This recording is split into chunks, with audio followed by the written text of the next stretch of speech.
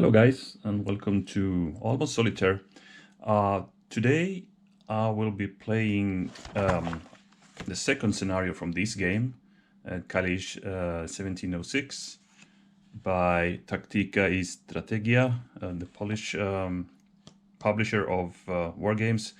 And yeah, the second one we're gonna look at today is the battle, or more the action, of Tylewice, also known as Tillendorf, sorry, the Battle of Tillendorf, or the action at Tillendorf, because this is not really a big battle. As you also will see here, we don't have that many units. So we did Poniec or Punitz last time, if you watched that video. As you can see, that was on the 7th of November 1704. This is 2 days later, the 9th of November 1704. And if you remember the story behind it, just to recap it really quickly, in the autumn campaign of 1704, Charles XII has been kind of exiting from the main Polish area towards the southeast, and while the Swedish army was marching away from Warsaw, August the Strong, August II of Saxony, who's also the king of Poland, he went in with his army again and actually captured Warsaw. They also lay siege to a city called Posen or Punitz. No, sorry. What is in Polish? I think it's Poznan or something like that. So the Swedish were laying siege there, or sorry, the Russians actually are laying siege there. And when the Saxons heard that the Swedish were coming back, because Charles the 12th, when we heard about these happenings in Warsaw and in Posen, he took his fastest units, meaning pretty much only cavalry, and raced towards August, who got a bit shaken by the news that a Swedish army were approaching with the King of Sweden leading it. So he started actually to retreat out again. The Swedes caught up with him at Poniec, if you remember, and we had quite a battle over there.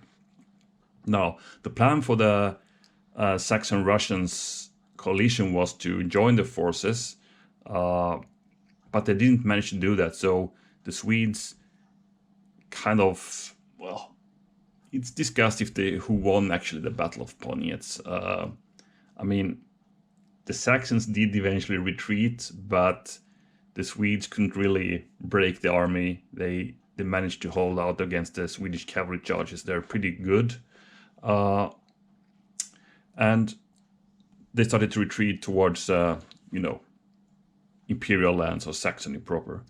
And, well, the Russians then, I think they actually also, the Russians were, when they have relieved or basically left the siege of Posen, which was not a success, they were marching in two different columns, I believe.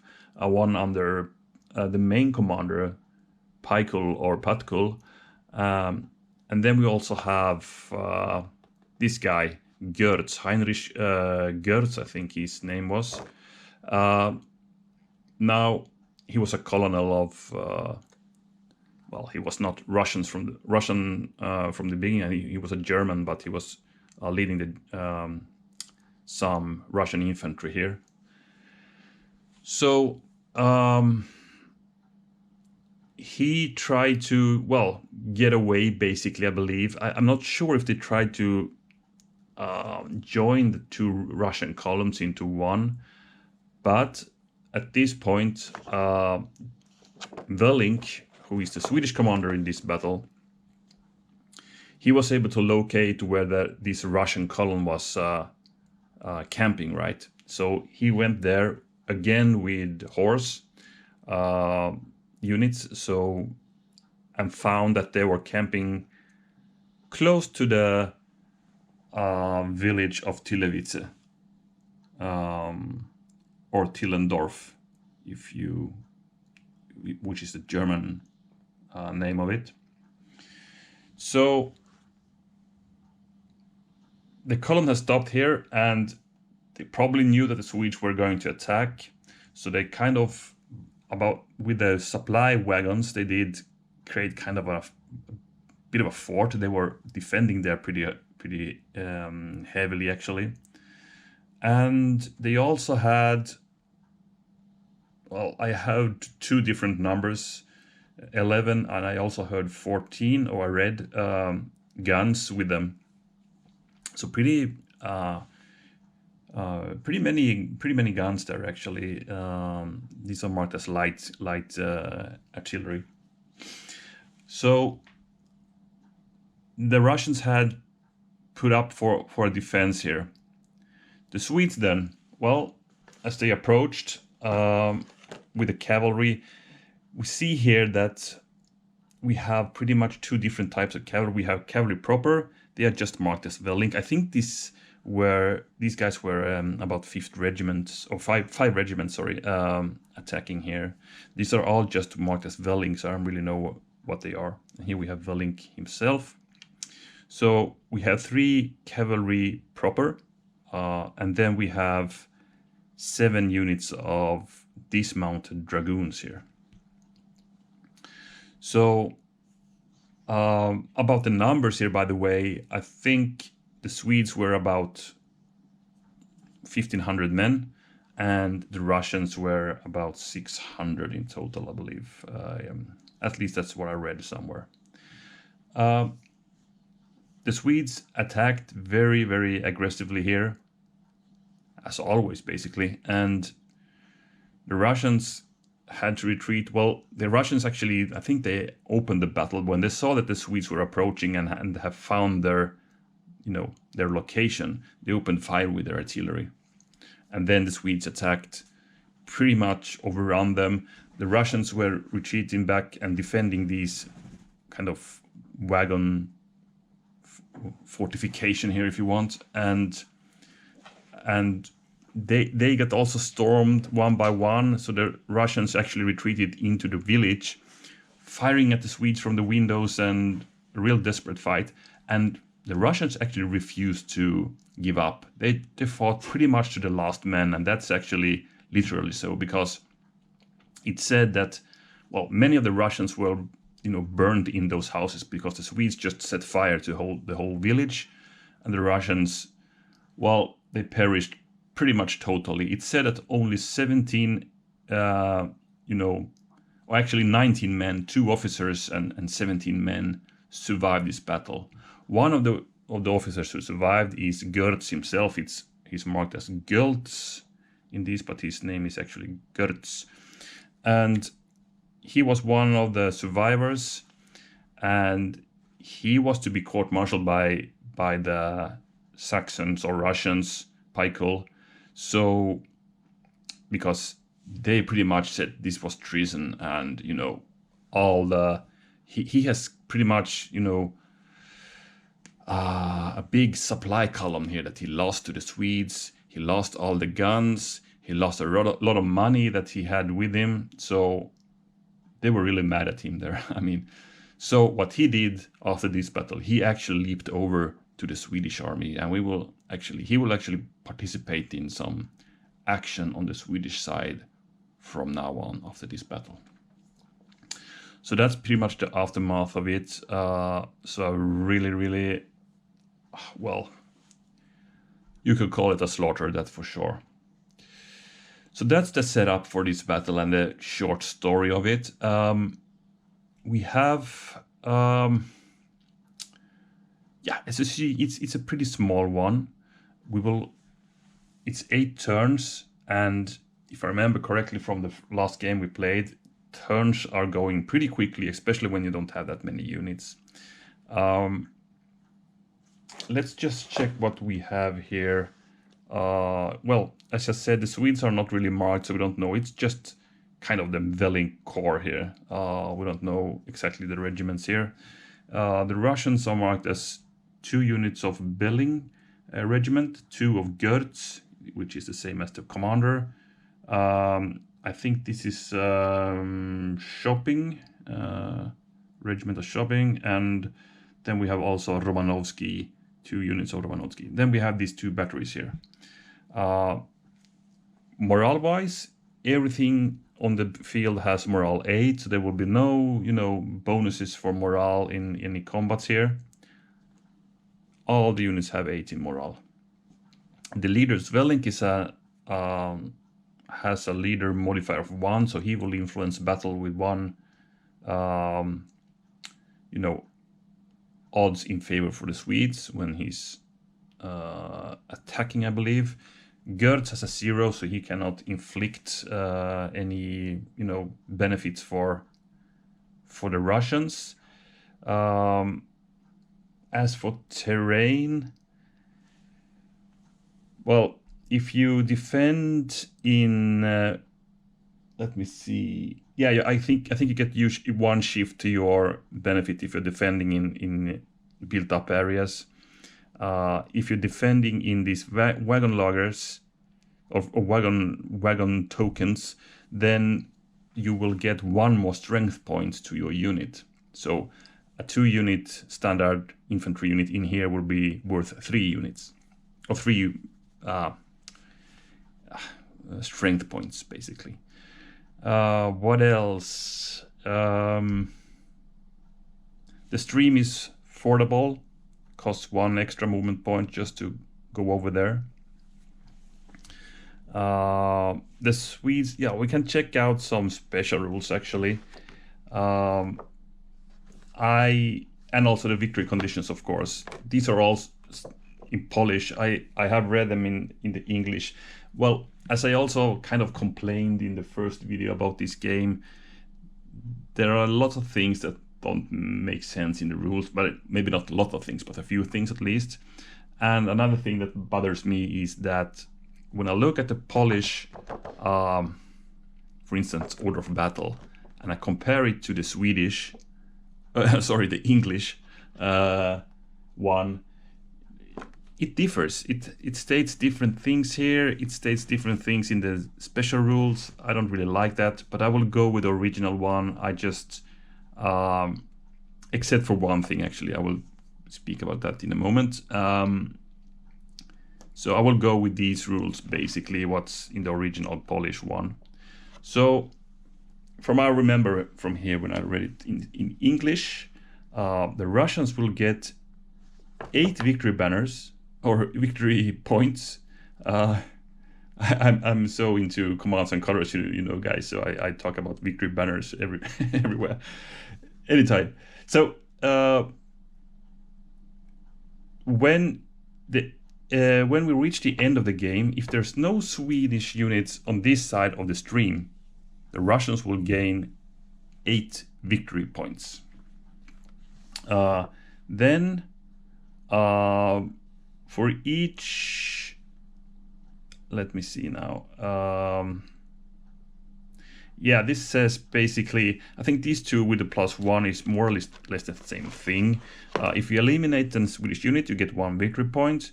Also, if you push Swedish out of the map, which is forcing them to retreat after battle, it's also 1 victory point. You get 6 victory points if you eliminate Velink, which is really difficult to get a leader casualty in this game. You need to roll, double 6 to kill a leader in this one. Then we have 1 additional one, which is not stated in the English variant of this scenario setup, and it doesn't make sense. It says that the Russians will gain 2 victory points for Swedish wagons destroyed. So maybe the scenario had some Swedish wagons with them as well in the beginning, and they removed that. I don't know, but anyway, in the English version, this line is not in the victory conditions. So I'm just gonna ignore that. Makes no sense. The Swedish then, they will get 1 victory point for each Russian destroyed unit. They will get 1 victory point for destroying Gertz. They will get 12 victory points if they destroy all Russian units by turn 5. By turn 6, 10 points. By turn 7, 8 points. And by turn 8, 6 points. So they really need to be quick and aggressive to gain those juicy victory points here, right? That's one thing. Then we have special rules. So Swedish have the initiative. So I have put the turn market as on the Swedish side on turn 1. The morale is to be set on the second spot of the 1 morale in Swedish favor. So I'm gonna start with morale on the second one here. Again, in the English version of the setup, it says on the first spot on the 2 morale. So it would actually start here, and that just seems crazy. So I'm gonna go with original one and put it here. This means Swedes in the attack will get 1 extra odds in their favor when attacking, as long as it's on the 1. Here they go 2 and 0 and so forth. We will play 8 turns if the Russians survive so long. And yeah, I think this says pretty much that cavalry cannot enter wagons, and that's a problem for them, of course. The Swedish, so cavalry or mounted cavalry cannot enter those hexes, basically. So that's it.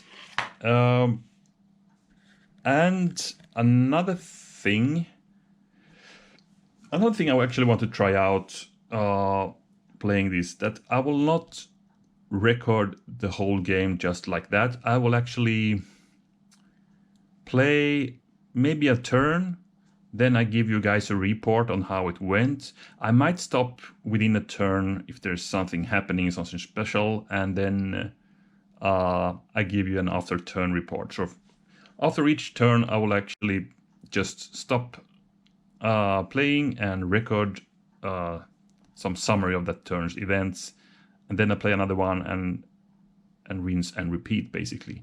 And yeah, I think I'm gonna try that out, because that's okay, this is a small one, but on the larger battles that will come, and I also planning to play some other larger games, I think this method will be, I mean, otherwise the videos will be just too long, you know, so I'm gonna shorten them by this method. Let's see how it goes. We just try it out with this one, even though this is a very short scenario.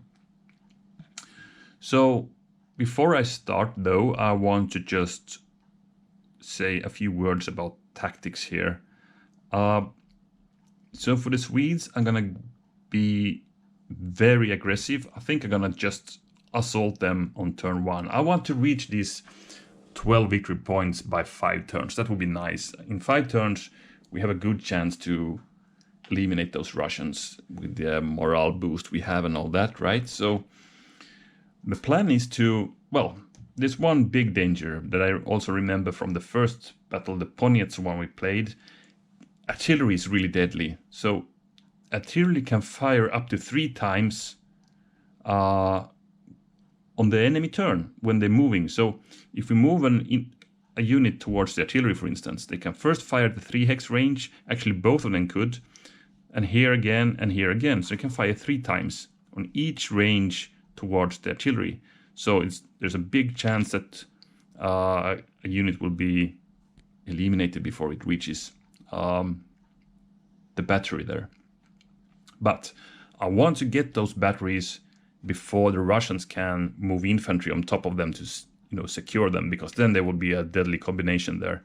So I want to get those artillery units basically on turn 1. So what I'm gonna do, I'm gonna sacrifice some dragoons here and just march towards these guys and let them shoot, and then I will move up some other guys and do the attack with them. On this flank, these 3 units, I'm planning to attack already with the cavalry on turn 1, because cavalry is super efficient against infantry in this system. So I'm gonna pretty much charge these guys, and the dragoons will concentrate on getting those batteries. The dragoons on the Swedish left, they will start marching. They will probably not go into battle yet. They wanna march towards the flank a bit, and maybe on turn 2 they will charge, depending on how it goes here in the center and on the right hand flank. That's the initial plan. For the Russians then, well, the question is, should we hold the line? Should we retreat back into the village and the wagons? I think it makes sense, but it's going to be difficult, because I feel that the lines will be scattered already after turn 1 when the Swedish hit. So we will have some remnants left, but probably I will start retreating towards the wagons, trying to get a defensive line there. About, hindering the Swedish from entering this area behind that stream, it's going to be extremely difficult. They can always ride around with some cavalry and just get there in the end, so preventing the Russians from getting that, this 1 +8 victory points thing. So it's really just try to defend as long as possible. And if we find some weakened dragoon, we might do a counter-attack, attacking it and trying to eliminate it. So the Russians are hoping their batteries are doing a good job here in turn 1. And getting the Swedes by that. I mean, really hitting them a lot in the center. And then maybe we could do some counter-attack against some weakened dragoons here. All right, so by that, I'm gonna stop the video and I'm gonna play turn 1. Probably I'm gonna stop somewhere in between and give you a short update, because there's gonna be a lot of things happening in turn 1. So, see you in a while. Okay, so I stopped the game after the Swedish movement and also what is called the rifle phase, or what I rather would call the musketry phase, right? So what happened here? So it started with the dragoons marching towards the Russian artillery. The Russian artillery was not too efficient, to be honest. They did hit something, but as you can see, we have reached them with 2 dragoons in full strength yet. No hits taken there. But if you look at these dispersal box here, we have 1 Swedish unit there with 1 hit as well. So the artillery managed to hit one of the dragoons trying to advance towards those guys. So 1 hit there, but all in all, the Swedes have,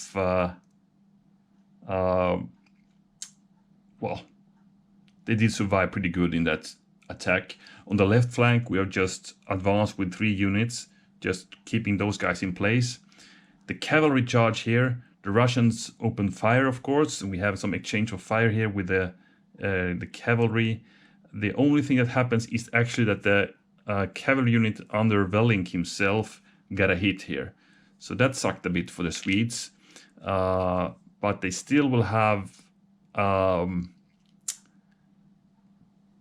better odds in their charge, because they have the better morale in the track here, and they have the leader with them, so they're gonna still attack with a bit of a bonus there. We had the other cavalry here, not reaching them yet, but he's trying to encircle the Russians. Yeah, pretty much that's what happened. I actually haven't yet fired with these 2. I just noticed I might get a hit on those artillery units before I do that charge, because now comes the charge phase, and we'll see after that how things look. So I'm gonna do that, resolving this rifle phase, and then I'm gonna do the charges and get back to you. Okay, so we're at the end of the Swedish turn 1. Again, a lot of things happened. So in the charge here, these Russians actually managed to retreat from the cavalry attack intact, but they got pushed back 2 hexes with the Swedish pursuing. Here we had an interesting result. That cavalry unit that attacked got eliminated. Remember, he was only in 1 strength because of the rifle combat before here, so they actually got down in this charge, but they also managed to inflict a hit on the Russians.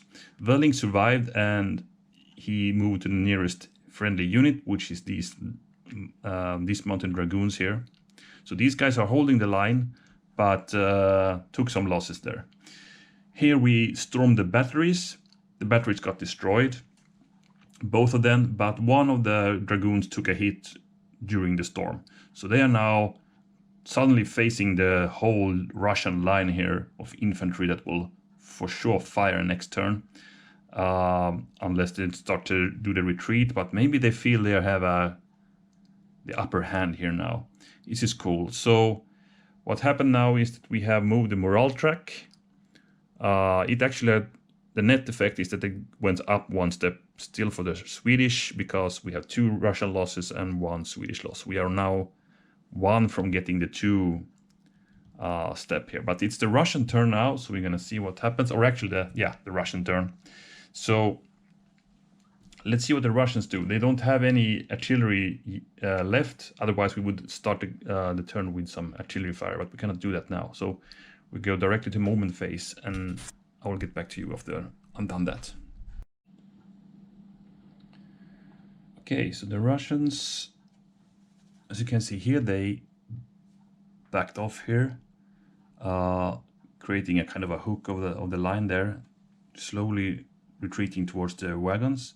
They didn't want to get their flanked overturned by the Swedes who are marching here. In the center, they just pretty much kept their line, and we have a lot of musketry fire happening here. Got some losses here and got some losses here as well. On the flank here, these guys just retreated back a bit. Normally you could get countercharged if you're doing movement within 2 hexes of a Swedish cavalry unit, but I think it's these guys are tied in battle since they are in the enemy's zone of control, so they cannot really do that.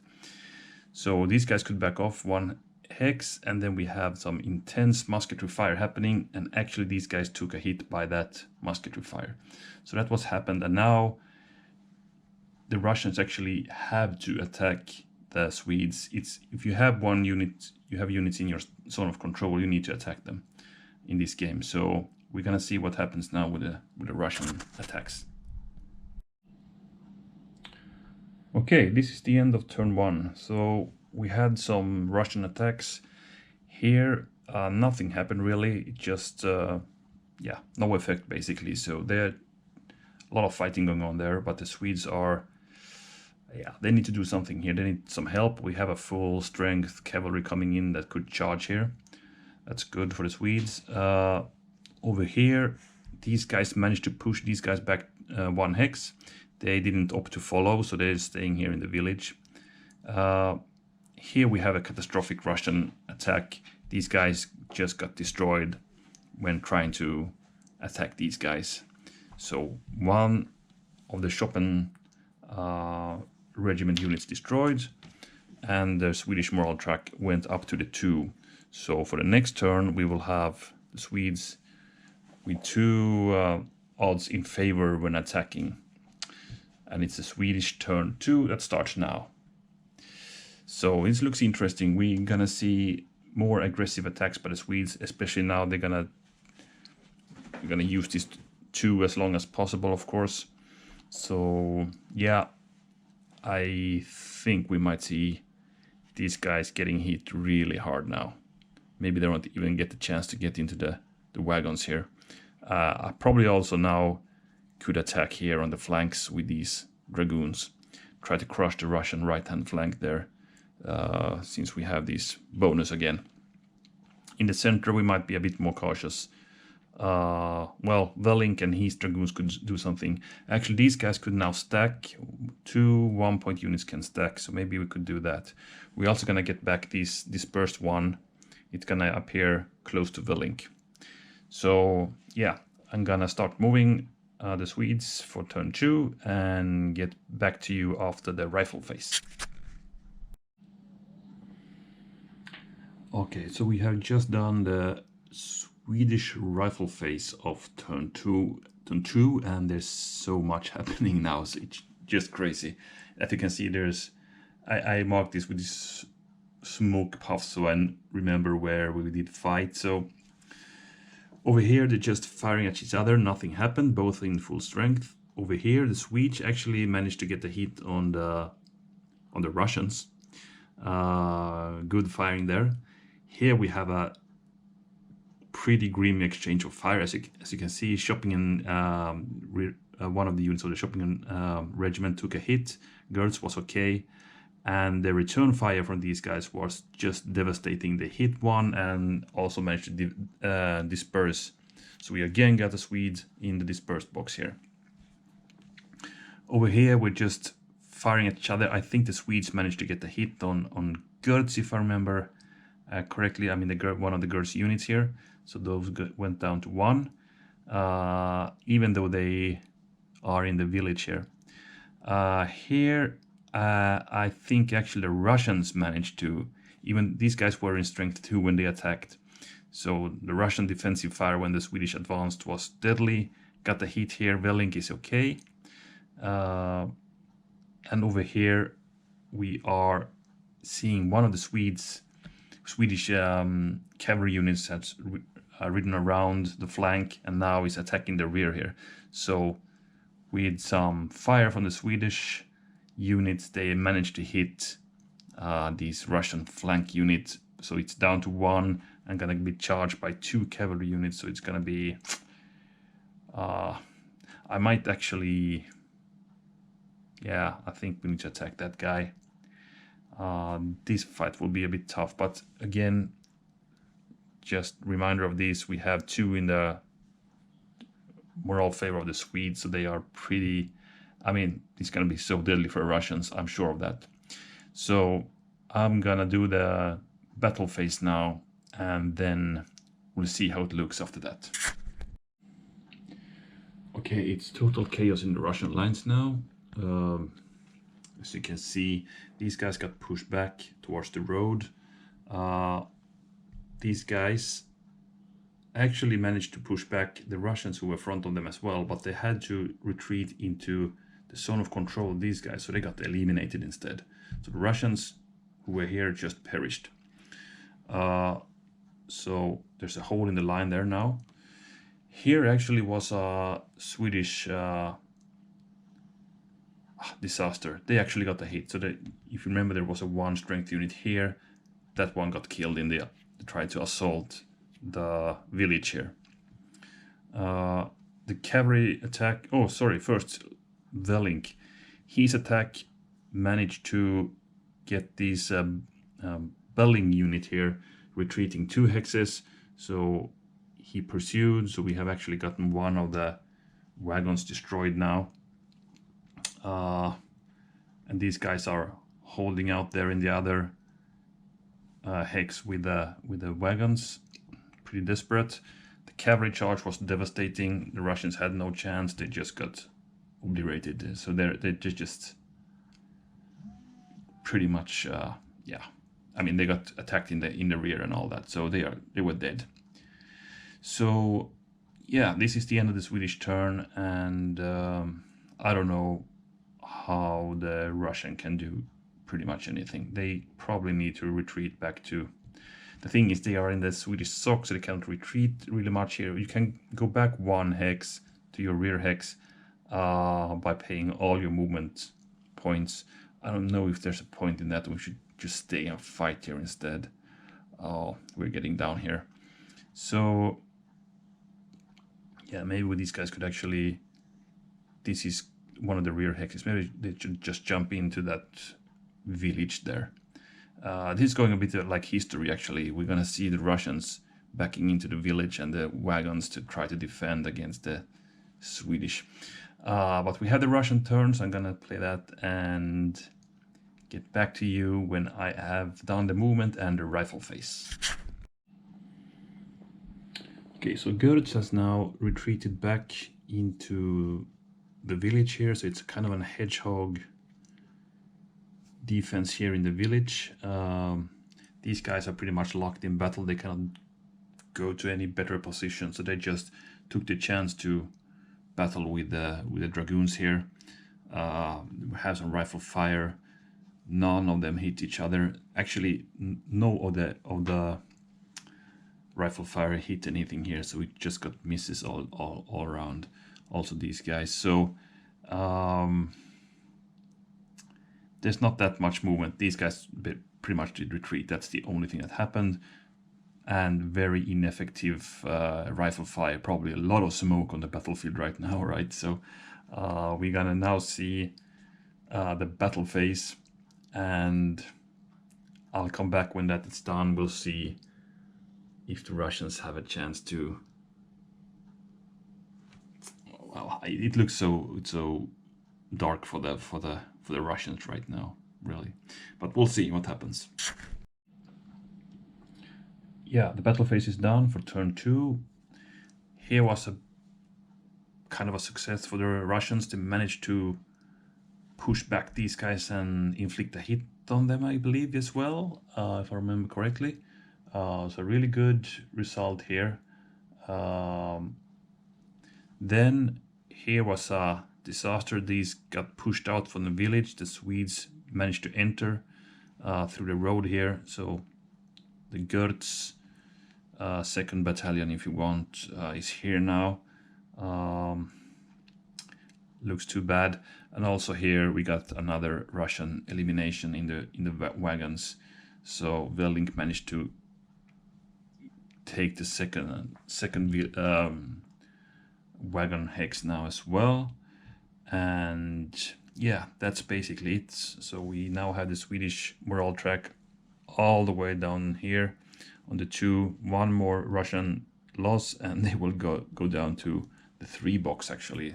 So this is just going southwards for the Russians. So we're now gonna enter turn 3, and this might very well end with, you know, if you remember, we got that big chunk of victory points as the Swedes if we eliminate all Russians before turn 5, and we might as well do that, even though the Russians are now trying to hold out here in the vicinity of the village. They might try to recapture this village hex now to get some more protection. Yeah, I think I might do that. I don't really like to show my behind towards these guys, because then they can attack me in the rear, and that would not be a good thing. But yeah, it's a Swedish turn, and we will see some cavalry charging around, probably getting these guys in the rear now. Oh man, looks too bad. We're also gonna get back this Swedish dispersed unit. So I get back as usual after the Swedish rifle phase. Okay, we had a quite good rifle phase by the Swedish. The cavalry here managed to hit these guys in the rear. These guys had an exchange with, remember that unit with Gertz inside the village. The Swedes managed to destroy the Russians. The Russians managed to get a hit though on these dragoons, but it meant that Gertz had to relocate to another unit here, which is also, yeah, a lot of fire happening here. I don't even remember if we hit anything. I don't think there was any hits actually in this rifle phase. So again, as you see, a lot of smoke around the village. Swedish are coming from all sides now, firing. Here are the guys who came back from the dispersed box here. So basically more Swedes reforming and planning for the last attack. So we're gonna do the combat phase, and actually this might end here, to be honest. This is just crazy. Let's see what happens.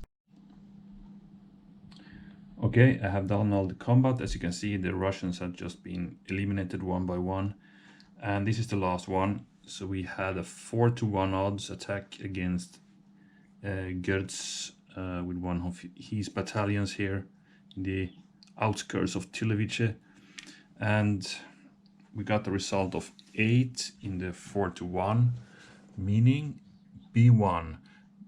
So the Russians need to retreat 1 hex, and they cannot. They are sort of controlled everywhere, or the other rear hexes we only have just Swedes everywhere. So these pretty much just give up, and the game ends in turn 3 actually. So if you're gonna count the victory points, let's just do that for the sake of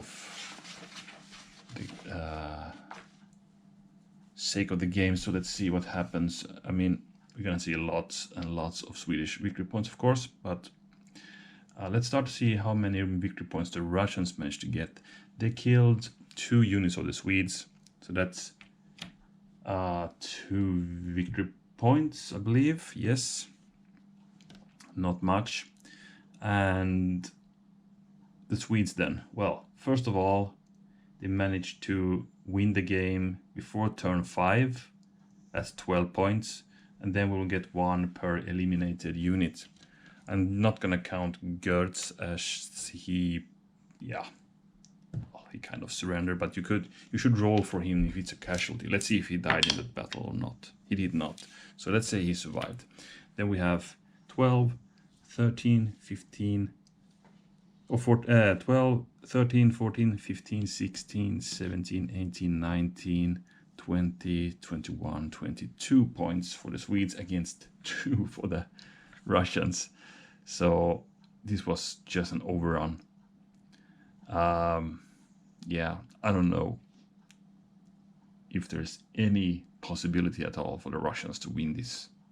Of course, they was a bit unlucky, to be honest, with the first turn on with artillery fire. They only hit 1. They fired 6 times and only pretty much hit once, and that was maybe bad, because if the Swedes has taken more punishment in the first advance, maybe it would had been another story. Another thing was the initial thing where the Swedes has this +1 for each combat. That did a lot actually. So pretty much the Swedes dared to do attacks against kind of even odds, because they got the boost from here all the time. So yeah, but I guess this, even if it's not maybe the funniest scenario game-wise, especially if you play it player to player, it still was fun for solo, and also for just getting a historical reference of probably what happened. Because the cool thing is, though, it felt that this was pretty historical. The Russians got hit in the first line, the artillery just got stormed, and then the Russians just cramping in the village here and in the wagons. Swedes start setting fire on the buildings, and the Russians, well, as said, there was only 19 Russians surviving this battle in history. One of these was Gertz. So in that sense, pretty historical, and that's cool. I like that. That's a cool thing. So by that, we are in the end of this one. We actually have 2 scenarios left in this battle, and the cool thing is it's the 2 big ones, and the next one will be a really big one. I don't know the name in Polish, Showa, or how you will pronounce that, but it's better known as Fraustadt, Battle of Fraustadt, and that's gonna be cool. As you can see here, lots of units, so you can see a bit more interesting battle, I believe, there. The system itself, it's very lightweight, so yeah, but still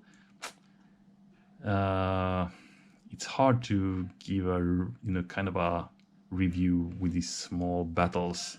I think when we play these bigger ones, we're really gonna see how this system works for the 18th century, early 18th century battles.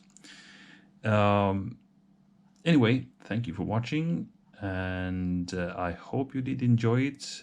This steamroller Swedish army crushing the Russians.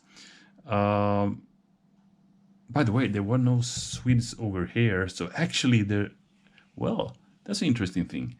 The Russians actually get 8 victory points for preventing any Swedish to entering this area. I totally forgot about that. So actually the Russians got 10 victory points, 2 for the dead Swedes and 8 for this one.